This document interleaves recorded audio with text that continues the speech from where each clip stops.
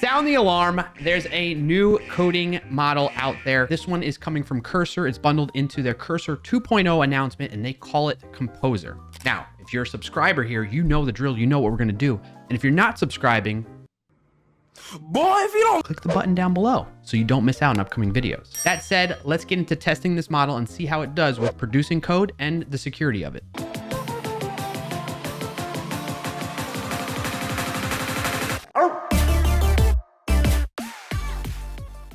All right, so if you want to follow along at home and see the end results of this, I have this repository up on GitHub. It's the AI code security repository that you can see under my Clarkio account, and it captures all of the output from past models we've tested in this way, along with the same prompt that I'm going to be using here. So you can copy it here and try it out yourself against whatever models you want to try out and see how your results compare to the ones I got from it. So without further ado, let's use this prompt over in Cursor using their Composer model. Here I have Cursor opened up.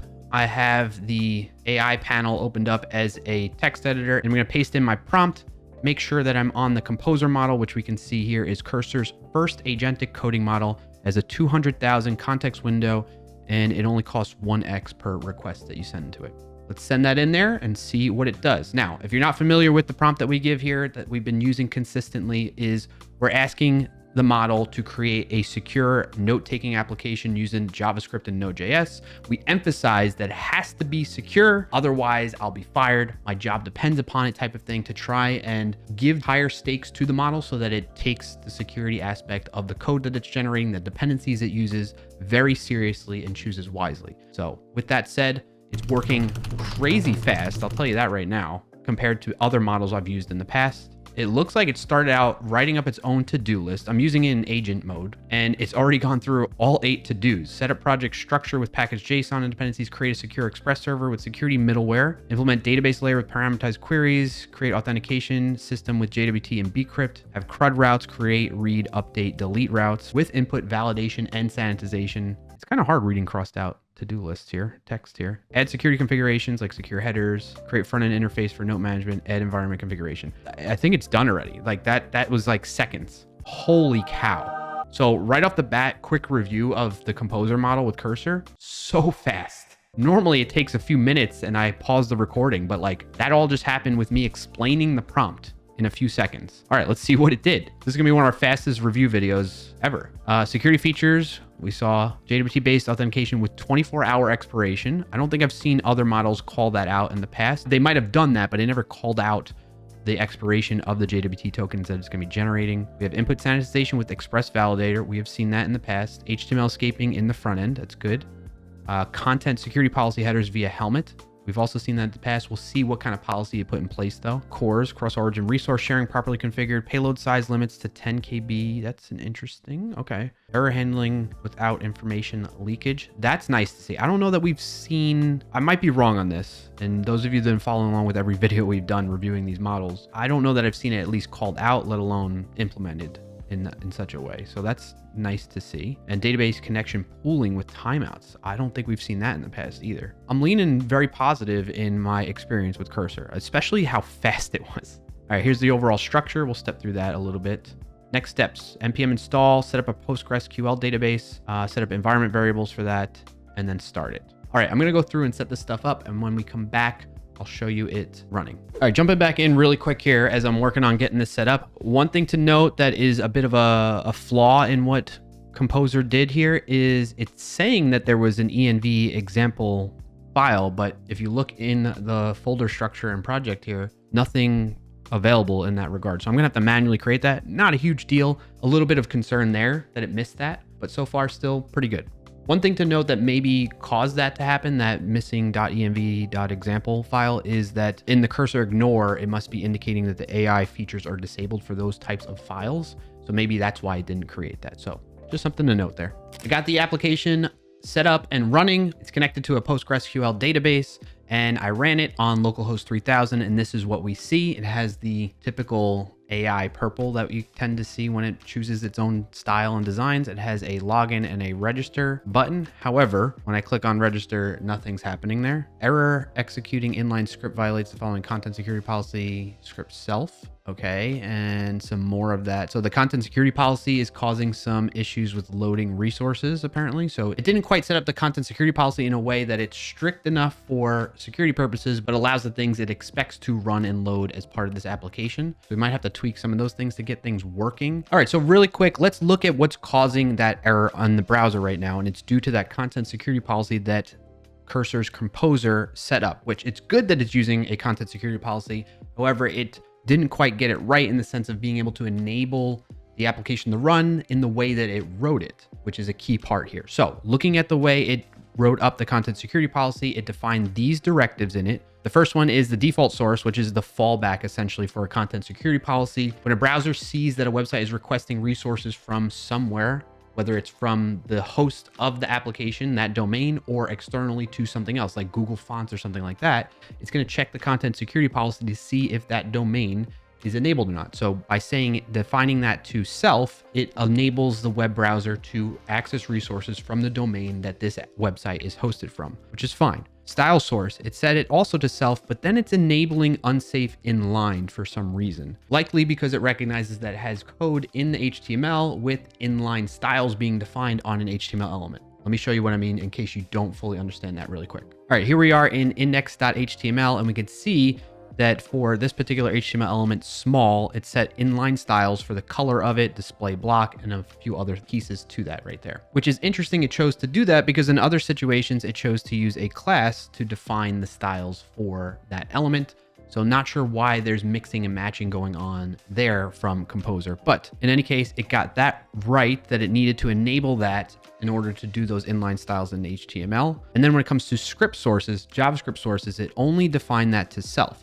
So this is where we're getting an error in the browser, is due to this definition here, which this is fine. This is good. However, let me show you why there's an error being triggered because of this directive in the content security policy. So a perfect example is actually just below that inline style that we saw earlier. It's when we have an on-click event handler being tied directly to a JavaScript function, inline JavaScript that's going on here. And so these are going to get flagged by the browser because of the content security policy that's been defined by our server here to not allow this type of JavaScript, inline JavaScript, to be able to run unless we enabled unsafe inline for script source in the directive as well. Now, to drive this point home, I want to show you it in action in the browser. So in this case, when I click on register to try and show that view, we can see new ones are popping up, new errors are popping up in the console. So if I click on the source of that, it brings us to this. So we can see that there's this inline JavaScript that's attempting to be executed, but the content security policy is being enforced by the browser to disable that from being possible.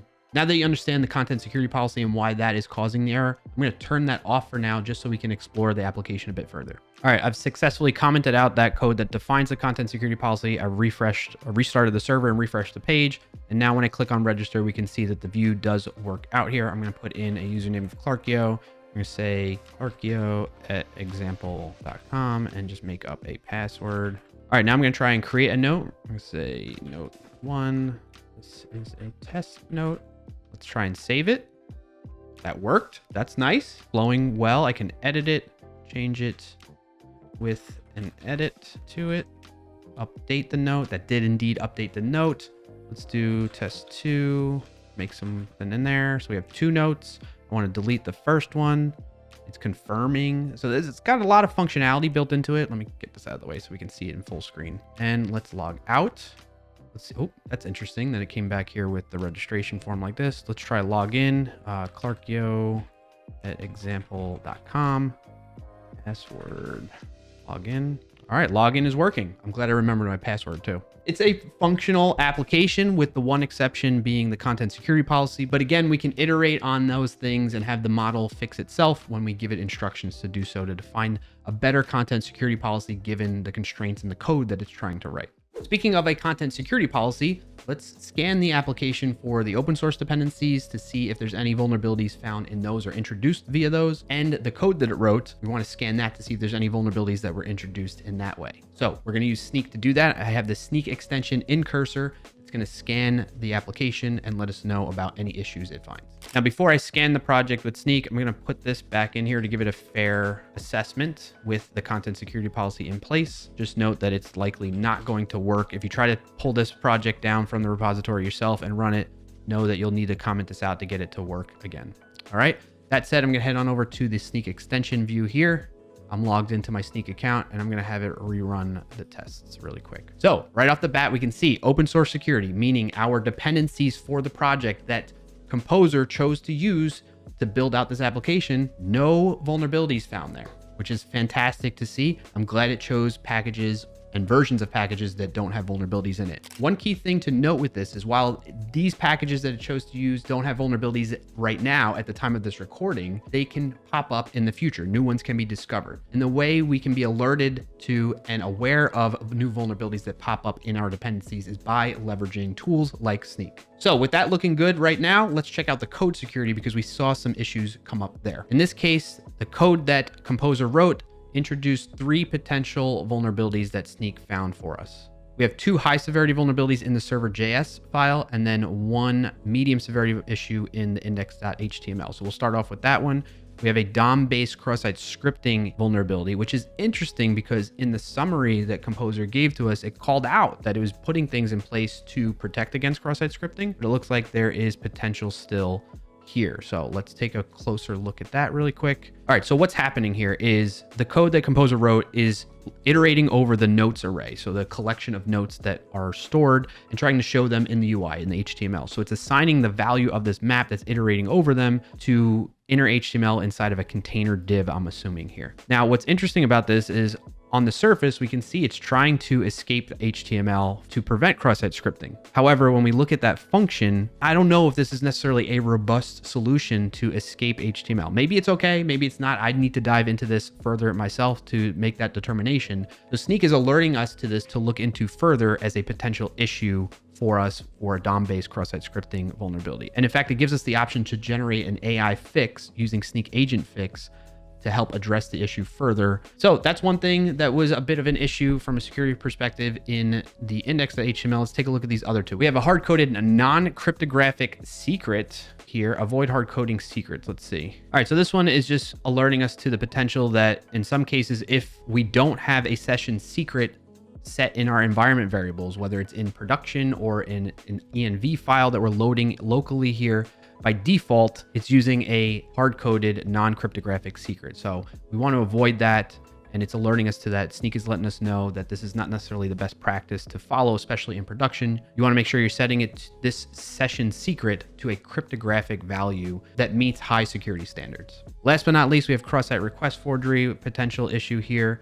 Likely what it wants us to do is use some NPM package that helps implement cross-site request forgery mitigation techniques that are available, like the double submit pattern. So there you have it. There's the results from Composer. Overall, I'd say there's a lot of positives that I see with Cursor's first model that they released here, which this is just their initial version 1 of Composer. They're likely going to be working on this and improving it over time, and it's going to get even better. So by the time you watch this or try it out yourself, it may have already received improvements around this. So to summarize what we found here, a positive is it's so fast compared to other models that I've used in other tools. Second thing to summarize here is that it did a fairly good job given the limited small prompt and details I provided to it in implementing a fully blown and functional application, with the one caveat and downside is that it didn't quite get a content security policy properly set up for the type of code that it wrote, or recognizing that the code that it wrote was using those kind of unsafe inline styles or unsafe inline scripts in the index.html. And last but not least, while it did pretty good from a security standpoint, especially with the open source dependencies that it chose to use, it didn't quite get things exactly right when it came to the code. However, they're not really huge security issues or difficult ones that we can address that are going to take up a ton of time to get sorted out and resolved. So I'm curious, what are your thoughts? Have you tried out Cursor's Composer model? What's been your experience? Let me know in the comments below. On that note, that does it for this video. If you got value out of it, be sure to like it down below and share it with somebody who could put it to use. And if you made it this far, subscribe to the channel so you don't miss out on upcoming videos. Thanks for watching, and happy, safe coding, everyone.